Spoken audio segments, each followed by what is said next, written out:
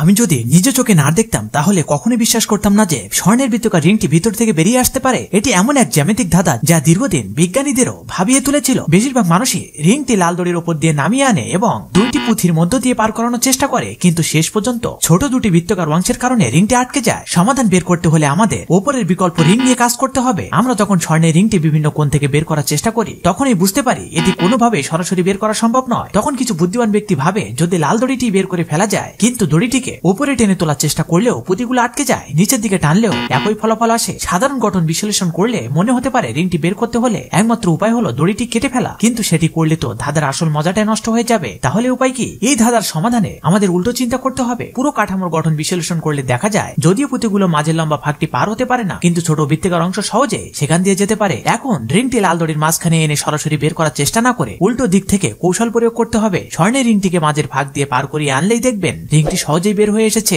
এখন কিছু like subscribe পাওয়া যাবে কি?